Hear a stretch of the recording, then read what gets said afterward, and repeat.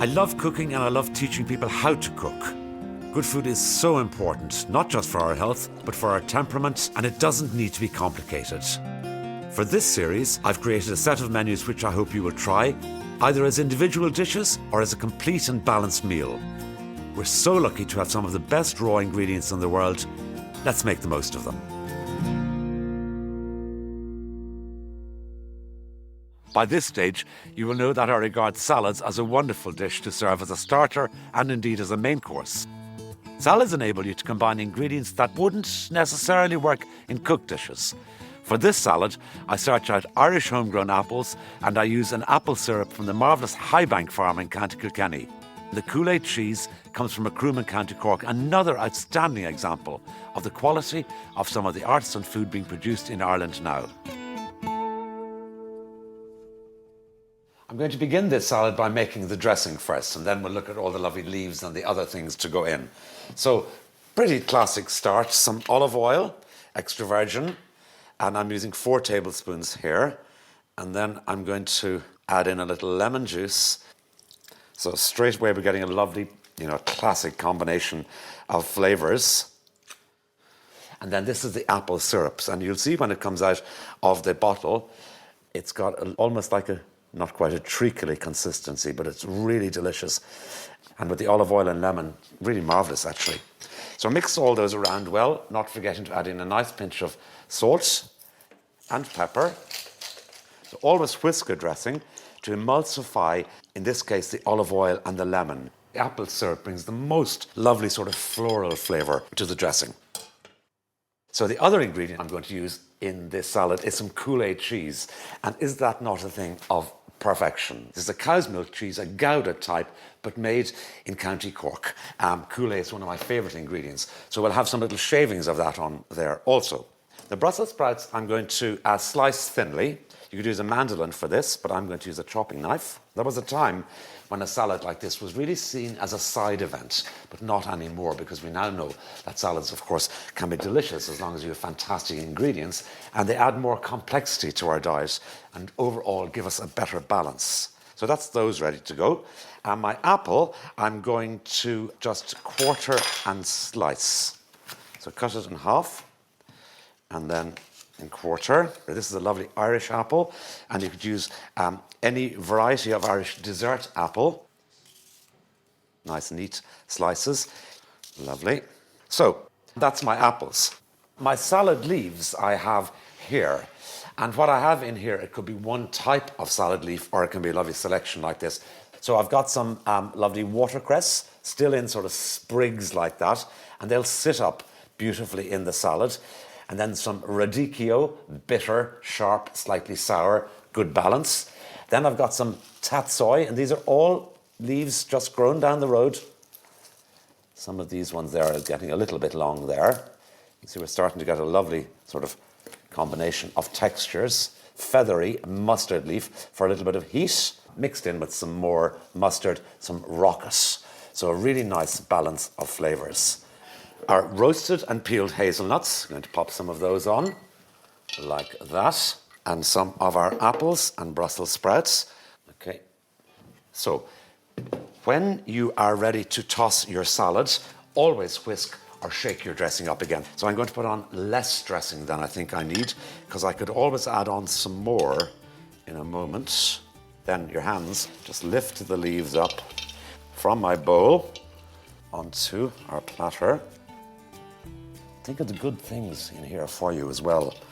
The final ingredient to combine with all of the other lovely things are some shavings of the Kool-Aid. The sweet honey caramel flavour of the Kool-Aid with the apple and the apple syrup and the hazelnuts is really, really good. So that's a simple thing, a refreshing thing, I think a beautiful and delicious thing, and an absolute showcase of 2 incredible Irish ingredients.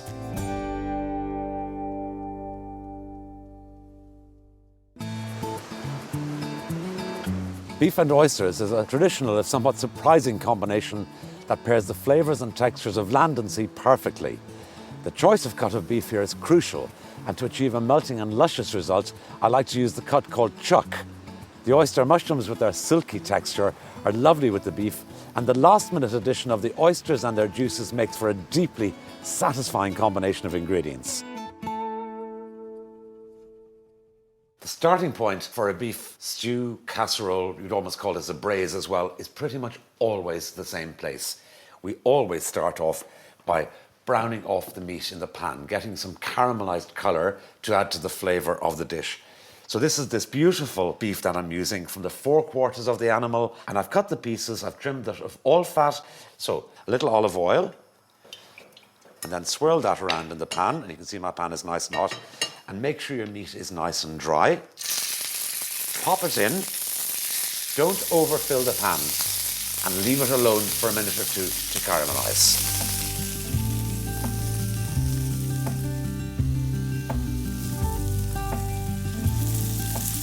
Yeah, I'm really happy with the colour of those. So into my casserole. And again, the type of pot that you make a stew or a braise in is very important. So really good and heavy. The heavier it is, the better.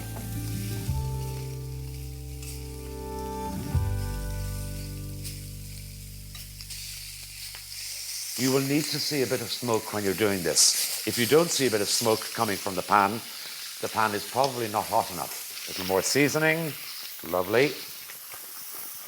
I could almost pop in my carrots and onions in around there. I just want these to take up a little bit of colour. Nothing dramatic is going to happen with these, and they're absolutely not going to colour to the same extent as the beef will. Just pop them in. The whole cloves of garlic, which will mash into the sauce at the end, and these have been peeled. Already looking pretty good. Just so as I don't forget my thyme and bay leaf, that can go in there now. Great, that's pretty much that. So everything into the casserole. I could just tip them in like that, just for speed. It's already looking kind of lovely, luscious and sort of precious. Red wine into the pan, and this is going to be pretty bubbly. Now, want to reduce that by half, which happens pretty much straight away because there's so much heat in the pan. Then we add in our stock, beef stock, or it could be a rich chicken stock, and quite a lot of tomato puree. It's actually twice as much tomato puree as there is either the wine or the stock. And for me, that's one of the things that makes this stew really, really delicious. It needs a small pinch of salt and nothing else. That comes back up to a simmer. We can turn off the heat, and we pour that into our pan. The liquid doesn't cover the meat in the pan, but what will happen is, as this cooks, the meat sort of collapses slightly. Then, very importantly, a tight-fitting lid, because we're trying to keep the steam in there. I'm going to transfer this into an oven. I'm cooking it slowly between 2.5 and 3 hours for this cut of beef, so it just breaks down to give a most delicious, luscious texture.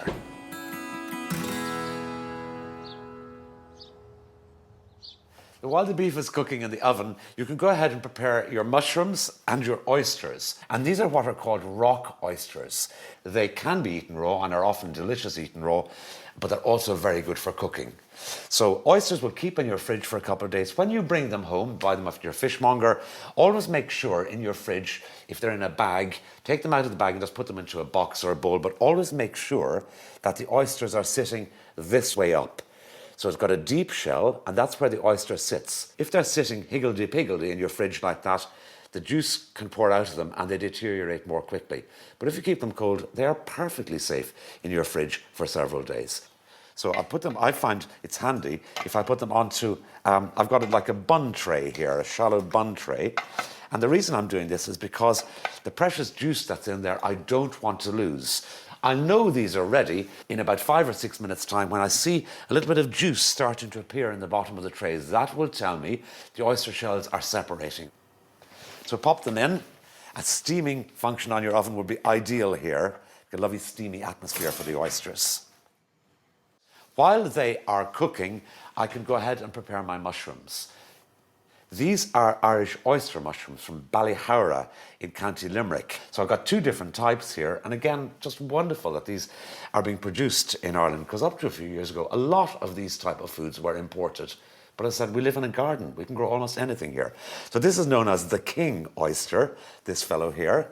And these are known as grey oysters. And see the way they grow in these fabulous sort of clumps. And you cook them the same way as you cook any other mushroom. So I'm going to slice them like this. You can also, if you want to, just do some of them into slices like that with the stalk. If they're small, I leave them whole. If they're big, I cut them into smaller pieces. Just prise them apart. They've got a beautiful, all sort of a buff sort of finish. King and grey. Okay, so my oil is nice and hot. Don't use too much oil, but still enough. And pop them in pretty much in a single layer and cook them in batches. Okay, a sprinkle of salt and pepper. We want them to get a little bit of colour. So this can all be happening while your beef is stewing, braising in the oven.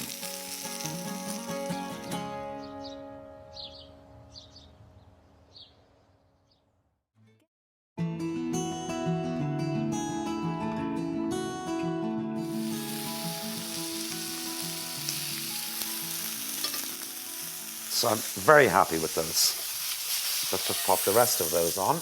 And let's see how our oysters are doing in the oven. So, yeah, I'm seeing a little bit of juice on the bottom of the oven, actually. So I think these are ready. Right.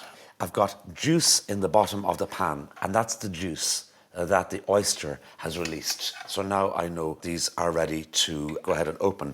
And I'm going to be very careful when I'm opening them to save as much of the oyster juice as possible, because that's got masses of lovely briny flavour. Now, the best thing to open the oysters with is an oyster knife. Okay, so then fold your cloth around your hand like that, so your left hand that's going to hold the oyster in place is very well protected in case your knife slips.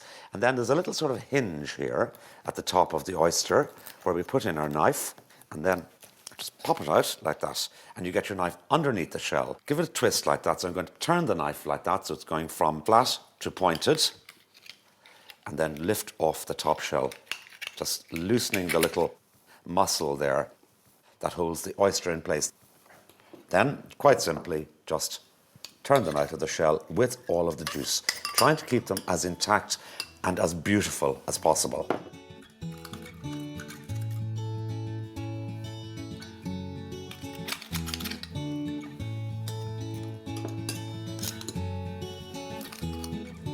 My oysters are ready, so I can see how our stew is doing in the oven. Let's see. Ooh, yes. This looks pretty good at this stage. The vegetables, which another day at home you might think, well, actually that carrot and onion is lovely. I'm going to leave them in there and eat them with the stew. But because I'm putting oysters and oyster mushrooms in today, it's somewhat more refined. So those, as far as I'm concerned, have done their job. Okay, that's pretty good. I am actually going to take the meat out of the pot, because what I pretty much always do is I bring this liquid back up to a simmer. Sometimes I need to reduce it to concentrate the flavour, and sometimes I don't. Irregardless, I don't really want to cook my meat anymore. It's beautifully tender, it's holding its shape. So, I don't want to boil or simmer my meat. The question now is the flavour strong enough, concentrated enough, doing enough justice for the beef? It's pretty delicious, I have to say. In fact, it's almost nearly there. I'm going to bring it to the boil and simmer it for about 1 minute. Then everything can be assembled together, put back in our oysters, our oyster mushrooms, and we're ready to serve it. I can slide back in my beef.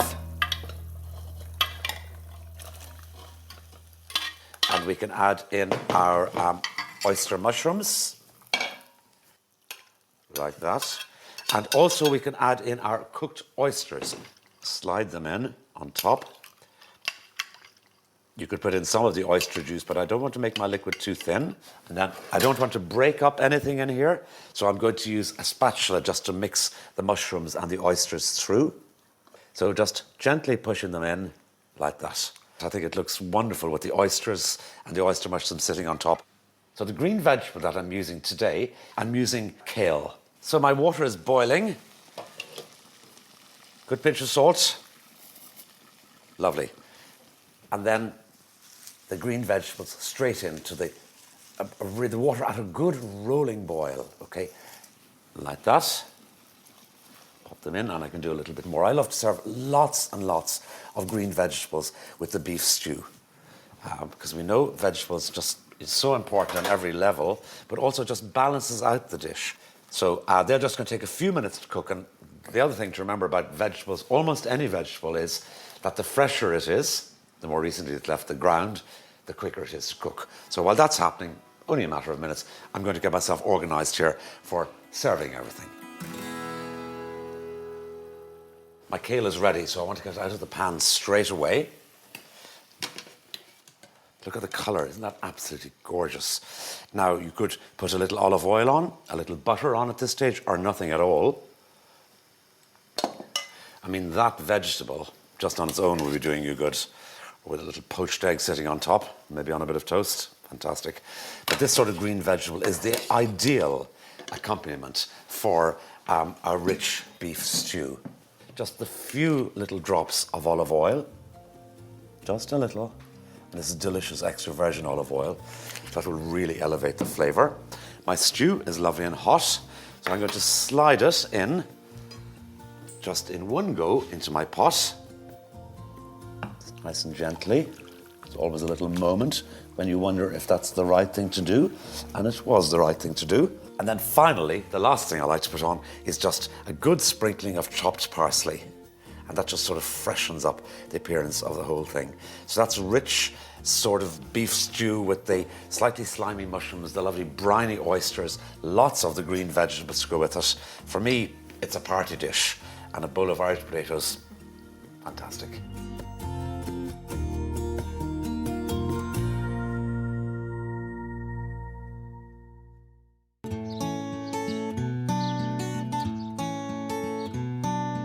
The first stalks of rhubarb of the season are both pale and expensive, and sometimes referred to as champagne rhubarb. The other beautifully coloured fruit that arrives in this part of the world in January is the blood orange. My preferred variety of blood orange is the Tarocco, and that's adored and revered in Italy. The two early arrivals pair brilliantly, and this is borne out in this tart, which is a slightly rustic appearance, but I think nonetheless beautiful. Now, the rhubarb is very easy to prepare. Beautiful fresh rhubarb, it's such a lovely thing. Generally speaking, when you think about rhubarb correctly, you think that it's cooked, but it is actually very good raw. So just cut off the leaves, and the redder your stalks of rhubarb are, the more beautiful they are. So I'm just cutting off the base of the rhubarb there like that, and now I'm going to slice it thinly. So fairly thinly sliced for this. Lovely. I'm just doing it at a slight angle. Honestly, that makes virtually no difference. This technique can be used for all sorts of other fruits. You could make a fabulous apple tart, plum tarts, almost any fruit you can think of, using exactly the same recipe we're using here. Okay, that is our rhubarb. Now, I want to get some vanilla into this tart as well. And instead of putting vanilla extract in, I'm going to put a vanilla pod, but I'm going to chop the vanilla pod really finely. So I'm going to cut the vanilla pod in half, like that, and then just cut it into strips. And then this just gets added in.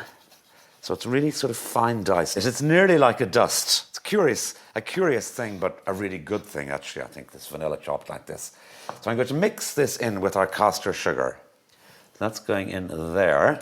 And vanilla pod or vanilla bean, whatever you call it, is pretty precious stuff. So I'm rather meanly chasing around my chopping board, trying to get every last little bit up. Okay, I'm going to mix that in. So just keep a little for sprinkling over the tart at the last minute. And mix that around. And that is our rhubarb ready for assembling with the tart. The other ingredients in this recipe are oranges. So just cut a little slice off the top like that. And the bottom. So just peel the oranges as if I was starting the process for segmenting oranges. So just cutting around like that. I think that's pretty good. That's those little guys. Then I need to slice my oranges. I'm going to pop them onto my little plate here, so they'll be ready to go. So I'm slicing those about a half a centimetre thick. Great, lovely. Now I'm going to go and get the pastry. So need a little bit of space when we're rolling. So I'm going to roll my pastry into a big circle, about 36 centimetres, that sort of thing. A little bit of flour on my work surface. This is a rustic tart, so it's going to have a slightly rustic finish, so somewhat forgiving from a visual point of view. A little bit more flour on top of the pastry like that, and then we start rolling. Okay. So keep going, keep moving the pastry on your work surface. We're trying to get a circle. That's vaguely a circle, I suppose, isn't it? Yes, it is. Now, what's very important at this point is to remember, before you put the rhubarb and the fruit on, to transfer it on to your parchment-lined tray. Roll the pastry around your rolling pin, nice and gently, take your time. Bring your tray close to you, so you're not trying to do such an enormous stretch, and just roll it out like that. So that's that there. Right, rhubarb is going on. So this is looking lovely, and the rhubarb has gotten a sort of a glaze as some of the sugar has melted just while it's sitting there for that few minutes. So all that goes down.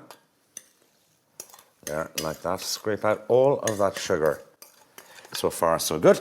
Then, at this stage, we're going to pop our oranges on. So we're just going to overlap them on top, like that. Slightly overlapping.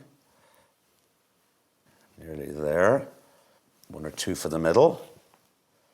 Okay. Now what we do, and as I said, this is a rustic tart, we quite simply fold the pastry in.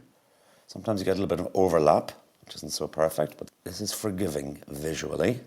You get sort of a little sort of crimped finish. Don't forget about the remainder of the caster sugar and the vanilla. Brush off some of the excess flour from there. A little egg wash, which is just quite simply beaten egg. And we're going to just paint that on. In another part of the world, this will be called a crostata, which makes it sound infinitely more glamorous than a country rhubarb tart. Tiny little sprinkling of sugar just on the egg wash. Beautiful. That's going to go into the oven. And while it's in the oven, I usually baste it once or twice. So in other words, lift up the juice that come out and pour them back over the exposed fruit. Lovely.